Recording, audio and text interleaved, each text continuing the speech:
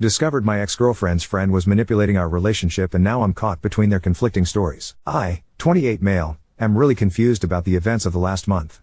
My ex-GF Julie, 29F, thinks that my current GF Mindy, 28F, is manipulative and sabotaged our 4-year relationship. I was in a loving relationship with Julie for the last 4 years. We met through some mutual friends. Julie and I were very compatible in terms of our love for outdoor activities and running. We have very similar lifestyles and supported each other well for the last 4 years. We have also been living together for the last 3 years. We even discussed getting married during the summer. Everything was great and I was planning to propose to her over the holidays. However, I started to see changes in behavior in Julie around September. She was acting distant and looked stressed. It was quite noticeable and I was worried. I trust her with all my heart and I could not imagine she would be cheating on me. However, she did spend more time by herself. Around the same time, Julie's friend Mindy messaged me privately and asked me if I could meet her secretly, as she wanted to tell me something about Julie. Mindy and Julie work together and I have known Mindy ever since I started dating Julie. I was surprised, but to be honest, I assumed the worst. I met her at a cafe after work. She asked me if things were going okay between Julie and me. She told me that Julie told her that she was planning to leave me soon. This was a total shock to me. I asked her if there was anyone else that Julie was interested in and she told me no. Julie confided in her that she was not sure about marrying me. She told me she just had to tell me this as she did not want me to be blindsided. I was devastated. I started putting more effort into making our relationship more exciting and planning more dates, etc. Mindy was also helping me through this time, and telling me more about what Julie told her. Eventually, before Thanksgiving, Julie told me that she loved me, but she wanted to take a break for a month to live alone. She said that she just wanted to live alone for a month to make sure she wanted to marry me. I was completely heartbroken. I asked her if she wanted to pursue someone else. She told me that was not the case, and I better not do anything stupid either. She loves me with all her heart, but she just wants to stay away from me to make sure that she is marrying me for love, and not because she is used to being with me. I did not understand that at all. I told her that if she is not sure after 4 years, if she wants to marry me, then maybe we should just break up. We had a big fight and broke up after a few days. As our lease was ending, we decided to part ways in December. She got a new apartment and I kept our old apartment and just took her name off the lease. After the breakup, I was feeling very lonely, as I was not used to being in the apartment alone. I didn't want to keep on being sad and hence invited a bunch of friends for a New Year's party. I also invited Mindy. We had a good time, and my friends were doing their best to cheer me up. Mindy also mingled with my friends and it was good. Mindy decided to stay back to help me clean up and we hooked up that night. I felt guilty, but Mindy did cheer me up. Since then, we have hung out almost daily at my place. I am still sad about Julie, but I won't lie that being with Mindy does make me feel happy. She is sweet and caring. Last Sunday, we woke up and someone was banging on the door. I went to open it and it was Julie. She looked furious and started yelling at me. She kept on accusing me of cheating on her. I told her I most certainly did not cheat on her, and she was the one who broke up with me. Mindy was also at my apartment. Julie was just angry at both of us. She started calling Mindy a manipulative bitch and told me that Mindy was the one who suggested to her that she should take some time away from me to understand her true feelings. I calmed her down and asked her to explain herself. She told me that ever since our marriage talk, she told Mindy about it and Mindy kept on asking Julie if she was sure about marrying me. Mindy suggested she take some time to herself to understand her true feelings and that I will understand and give her space. When I said no, Mindy convinced her that I was so controlling that I could not even give her 1 month to herself and convinced her to break up with me. Mindy told me that she did not say any such things, and these were all Julie's ideas and she was just there during these conversations. She did tell Julie that she told me about some of the things so that I get a chance to make things right with her over the last few months. That made Julie more angry and she started accusing me of emotionally cheating on her. Julie told me that the last few weeks have made her realize that we were meant to be together, but she now cannot believe I could move on from a 4-year relationship in a week. On one hand, I want to believe Julie, but she broke up with me for no fault of my own. Mindy was there for me when I was down, but now I also doubt her. She suddenly started talking to me out of the blue as we were never really close before, and immediately became my support after the breakup although Julie was her close friend. Am I the odd to emotionally cheat on Julie? Should I have told her about Mindy's texts? Should I have not moved on from her so quickly, even though Julie broke up with me? I was just hurting and Mindy was right there to support me. I need advice from someone with a clear mind on what the fuck is going on. Update 1. I posted last week regarding my girlfriend Julie accusing her friend and coworker Mindy, 28F, of sabotaging our relationship. Julie broke up with me in December after a 4-year relationship, and Mindy reached out to me when I was feeling down. However, when Julie realized Mindy was talking to me, she confronted both of us last Sunday morning and told me that Mindy manipulated her to break up with me. The worst part was I was not thinking straight after the breakup and ended up hooking up with Mindy after a New Year's party. After the incident, I asked Mindy that I needed some time and did not meet her. Since then I made the following post on Reddit and had 3,000 people call me an idiot. I am sorry for the long post, but I wanted to say that we were not idiots to not see what happened. You guys read an abridged version of events in 5 minutes, while we lived it for the last 7 months. I messaged Julie every day since then, to try and talk to her. She did not reply to my messages. I was not sure if she blocked me. Mindy was constantly trying to message me, asking if we could meet and talk about it. On Wednesday, one day after posting, I decided to message Mindy. I told her to tell me everything she said to Julie truthfully. I told her I would go and see if I found out that she was lying. Mindy wanted to meet me in person or talk to me on the phone, but I wanted everything in writing. She messaged me that Julie always said good things about me for all these years. When Julie told her about us talking about getting married in 2024, she was happy for both of us. However, Julie started telling her that she had cold feet and was not sure if she wanted to marry me because of issues she observed about her parents' marriage. One day Julie told her she wanted to take a break from me. She was not sure about her true feelings for me. That was the time Mindy told me about Julie's behavior, as she felt bad for me, as we were already telling our families about the engagement plans. After our fight, she said that Julie was extremely upset and told Mindy that she would never marry me. She said that the only reason Julie came back was when she heard that I was moving on, as she is jealous of us. She also said that I was a good guy, and hopefully, I see that what we have is something special. I just said okay and told her I needed time. I kept on messaging Julie once a day to at least talk to her once. It was heartbreaking to think that she may have blocked me, and may never talk to me again. On Friday afternoon, Julie finally replied. She said she wanted to meet me and told me she would come to our apartment on Saturday afternoon. I cleaned the place up and was just feeling deep guilt from inside before facing her. When she came in, she looked like a shell of herself and completely broken. I sat on our sofa, but she chose to sit away from me. We asked how we both were, but it was clear that none of us were doing well. I started apologizing, but she stopped me. She asked me to let her finish and not to interrupt her. She had brought her little notebook and had written down things she wanted to say to me. She told me that she truly loved me, but after we discussed getting married, she started feeling scared of the next big step. She thought those feelings were normal and would go away. So, she decided to not discuss her concerns with me. It kept on eating her from inside, and she made a mistake to talk to Mindy about them. She said that she wanted to say everything to me now, so I don't get second-hand information about why she was distant and broke up with me. She said that her parents had a very rocky marriage, though they were together until her mom passed away in 2021 during the pandemic. Her parents argued constantly, and she always thought her mom did not love her dad. However, her mom was extremely dependent on him for everything, and her dad knew it and hence, didn't treat her well. She never wanted to be like her mom after the marriage. However, as we lived together, she started seeing some of those issues in our relationship. For example, when we met, Julie had a lot of credit card debt and was bad at managing her money. I helped her with that. Even though we have separate finances, I ended up managing all her finances, investments, etc. at her request, to the point that she did not know or understand where her money exactly was. She also said that we always enjoy making nice meals for dinner every day. However, whenever I work late, she completely loses any motivation to cook and ends up eating cheese and crackers like a toddler for dinner. She also complained that in the last 4 years of our relationship, I have never said no to her for buying anything. She feels that I coddle her, and she just got comfortable with all the luxuries and things I can provide for her. She talked about this with Mindy, and while Mindy initially just listened to her, she told her around September that one of her cousins also had the same issue. She decided to stay away from her fiancé for a month, and within a week, she realized how much she missed him and never had doubts again. When Julie asked for a break, all she wanted to do was to live with her best friend for a few weeks, to see if she was just too codependent on me. She knew I was planning to propose during our Christmas trip to my parents' house, and when I told her that she could not take a break, she just freaked out and broke up with me, as she did not want to be engaged without knowing for sure that we won't end up like her parents.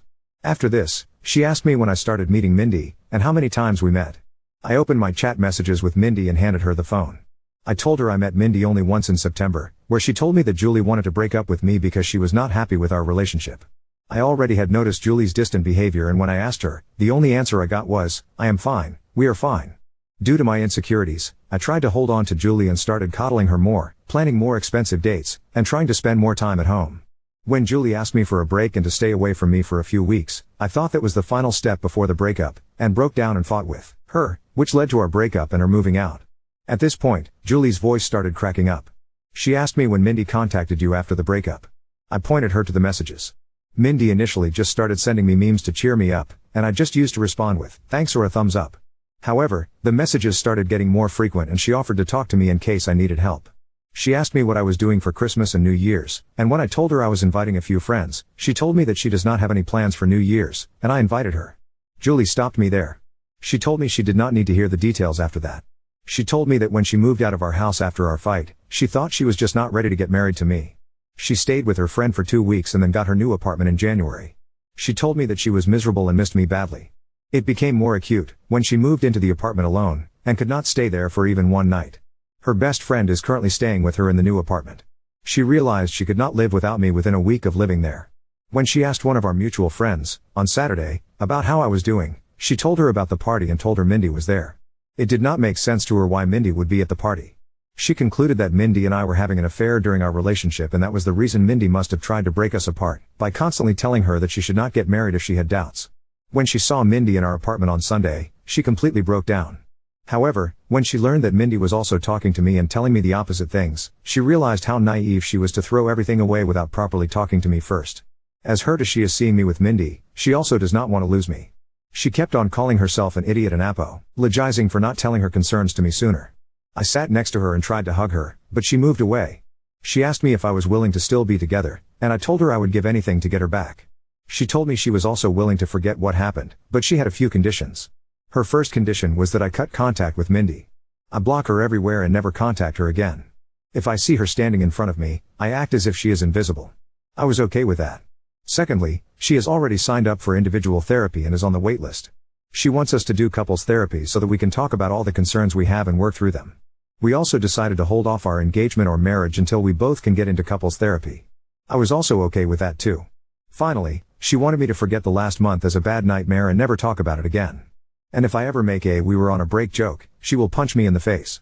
This was the first time we both smiled. I asked her what she was going to do about Mindy as they worked together.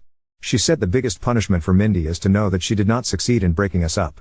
She wants Mindy to see how happy she is with me. She wants Mindy to be there when she flaunts her engagement ring in the office and gets jealous when we get married. We hugged and I felt so relieved that I had a chance to make things right for her. I asked her to stay and she agreed. The rest of the evening was nice. We ordered DoorDash and watched reruns of Top Chef while cuddling on our couch. In the morning, we discussed moving in back together. I want her to move back to our old apartment, but she wants a fresh start and asked me if I am willing to move into her new apartment. Her new apartment is tiny compared to our current apartment and also not in the best neighborhood, but we will talk about it more and decide. I also will have to deal with the issue of having two 12-month leases, and how to get out of one of them. Currently, Julie went to her apartment after lunch to get some of her stuff for the week and I am writing this post. I am just so lucky that I did not lose Julie despite my terrible actions during the last month. I just hope that I will be able to work things out and get married soon, and this whole incident is a small bump in our perfect relationship.